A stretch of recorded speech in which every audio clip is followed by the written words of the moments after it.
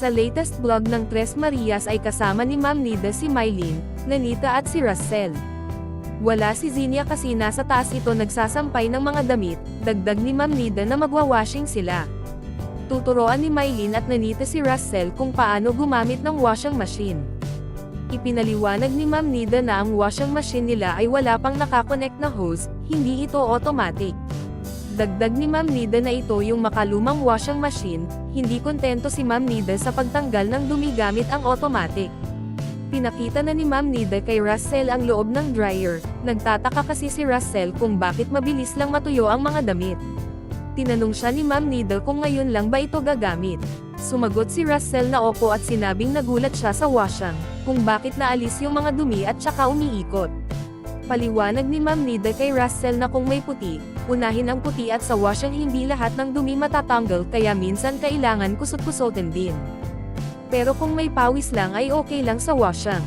Dagdag ni Ma'am Nida na ang uniform nilang debatten ay dapat casuotan lang kasi madali yun masisira ng washing.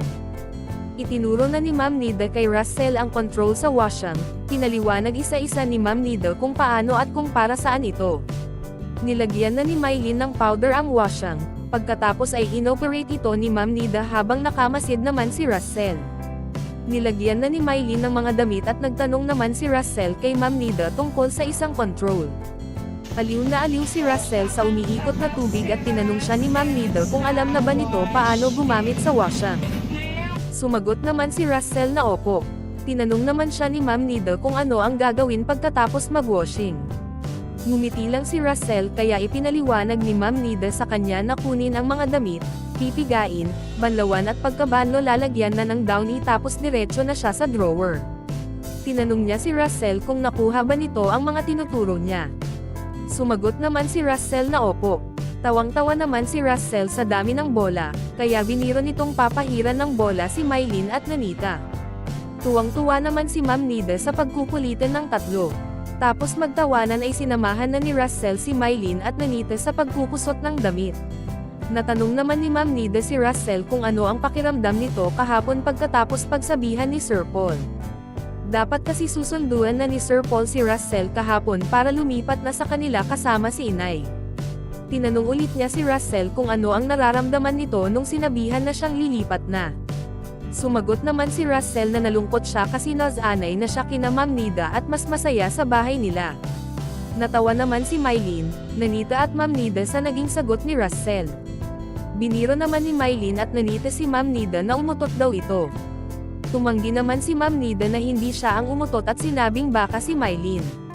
Nagtatawanan ang tatlo kaya natawa na rin si Ma'am Nida sa pinagsasabi nila.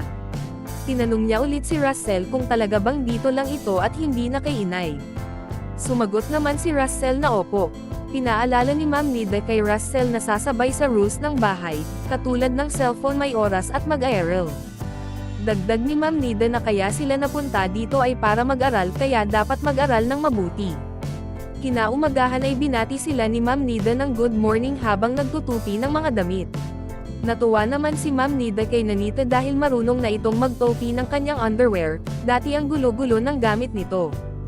Tinanong naman niya si Russell kung kamusta ang paglalaba gamit ang washing. Sumagot si Russell na sobrang bilis maglaba ng washing at madali lang din matuyo gamit ang spin dryer. Natawa naman si Ma'am Nida at sinabihan din niya si Mylene na sobrang bilis na nito magtopi, hindi na katulad ng dati. Dagdag ni Ma'am Nida na natutuwa siya kay Nanita dahil sobrang galing na nito magtopi. At para sa more summary video ng Pugong Biyahero, huwag kalimotang mag-like and subscribe.